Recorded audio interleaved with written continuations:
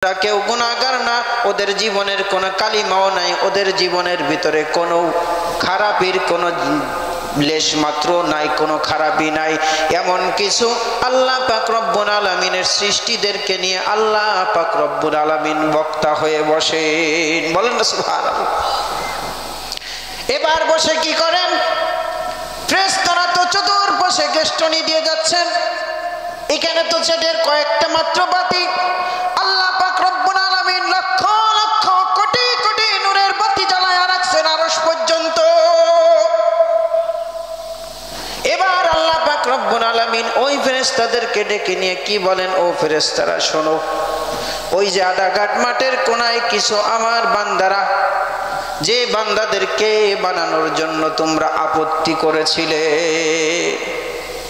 তোমরা কি বলেছিলে তারা ফিতনা ফাসাদ সৃষ্টি করবে দুনিয়ায়। যখন আল্লাহ পাক রব্বুল আলামিন বললেন, ওয়াইদ ক্বালা রাব্বুকা লিল মালাইকাতি ইন্নী জাইলুন ফিল আরদি খলিফা ক্বালু আতাজআলু মান ইফসিদু ফিহা ওয়া ইয়াসফিকুদ দিমা।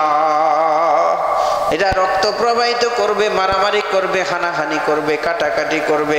আমরা তো আপনার ইবাদত করি, আমরা তো আপনার জন্য সব সময় প্রস্তুত আছি, কি দরকার আবার এরকম একটা জাতি বানানো?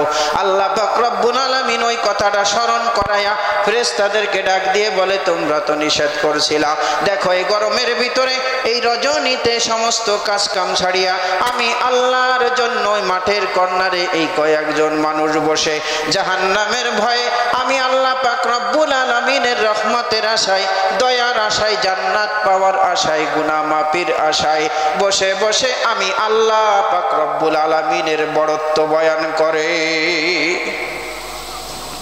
এবার আল্লাহ পাক রব্বুল আলামিন ডাক দিয়ে কয়, আমার এই বান্দারা আমার জন্য, আমাকে পাওয়ার জন্য, আমার খুশির জন্য, গুনাহ মাফির জন্য, জান্নাত পাওয়ার আশায় যখন বসে গেল, ও ফেরেশতারা সাক্ষী থাকো, আমি আল্লাহ পাক রব্বুল আলামিন রহমানুর রহিম, গফুরুর রহিম, আমি বলো দয়ালু, আমার দয়ার সাগরে জোশ লেগে গেছে, আমি আমার এই সমস্ত বান্দাগুলিকে মাফ করে দিলাম। যারা আসছেন তারা লাভবান না ক্ষতি হয়েছে? জোরে বলেন। যারা আসেন নাই, দূরেতে যারা শুনতেছেন, আর একটু বলবো, যারা ভালো কাজ হইতে দেখলে গা জ্বলে, দেখে আগে কিটা, এটা কি ভালো কাজের লক্ষণ?